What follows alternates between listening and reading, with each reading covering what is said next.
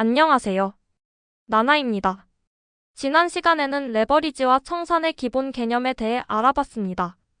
이번 시간에는 코인 선물 거래에서 꼭 알아야 하는 증거금과 청산가에 대해 쉽게 설명해 보겠습니다. 먼저 증거금이란 무엇일까요? 증거금은 선물 거래를 하기 위해 거래소에 맡겨두는 보증금이라고 생각하면 됩니다. 예를 들어 내 계좌에 10만 원이 있고 10배 레버리지를 사용한다고 가정해 보겠습니다. 그러면 10만 원의 증거금으로 약 100만 원 규모의 포지션을 만들 수 있습니다. 100만 원을 모두 내 돈으로 투자하는 것이 아니라 10만 원을 담보로 더 큰 금액을 거래하는 것입니다. 이때 거래에 사용된 10만 원이 바로 증거금입니다.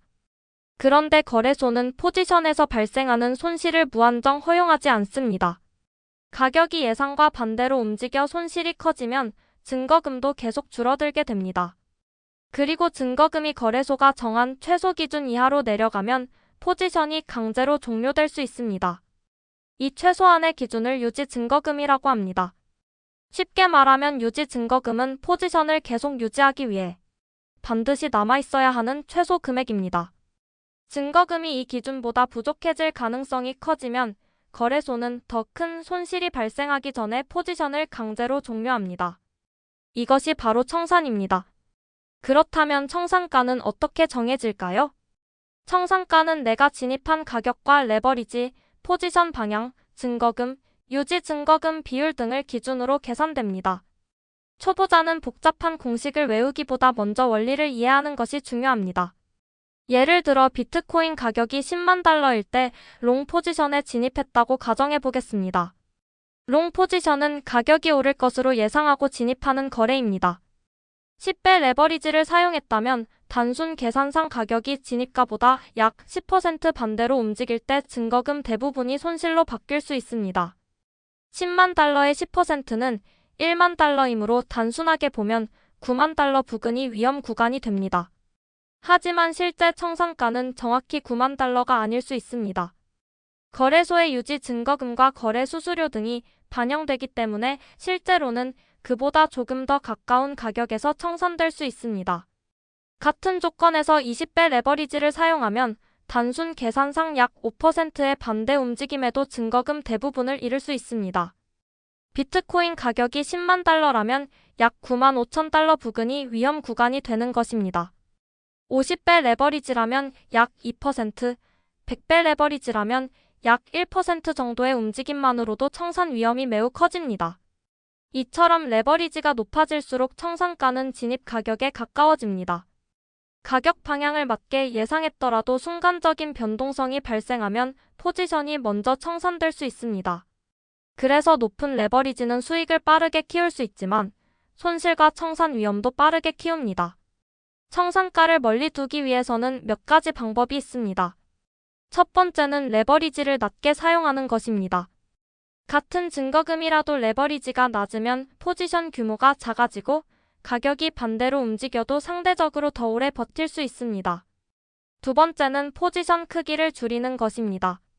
계좌에 있는 돈을 전부 증거금으로 사용하는 것보다 일부만 사용하면 예상하지 못한 변동성에 대응하기가 쉬워집니다. 세 번째는 추가 증거금을 넣는 것입니다. 포지션에 증거금을 추가하면 일반적으로 청산가가 더 멀어질 수 있습니다. 하지만 손실 중인 포지션에 계획 없이 계속 증거금을 추가하는 것은 손실 규모만 키울 수 있으므로 주의해야 합니다. 네 번째는 청산되기 전에 손절 가격을 미리 정하는 것입니다. 청산은 거래소가 강제로 포지션을 종료하는 것이지만 손절은 내가 정한 기준에서 스스로 거래를 종료하는 것입니다. 청산가까지 무조건 버티기보다 손실을 감당할 수 있는 가격의 손절 주문을 설정하는 것이 훨씬 안전한 방법입니다. 실제 청산가에는 레버리지 외에도 여러 요소가 영향을 줍니다. 거래소의 유지 증거금 비율, 포지션 크기, 거래 수수료, 추가 증거금, 격리 또는 교차 마진 설정에 따라 청산가는 달라질 수 있습니다. 또한 거래소에 따라 청산 기준으로 현재 시장 가격이 아닌 마크 가격을 사용하는 경우가 많습니다. 따라서 화면에 보이는 최근 거래 가격과 실제 청산 기준 가격의 차이가 생길 수도 있습니다. 정확한 청산가는 직접 계산한 숫자만 믿기보다 주문을 넣기 전에 거래소 화면에 표시되는 예상 청산가를 반드시 확인해야 합니다. 오늘 내용을 정리해 보겠습니다.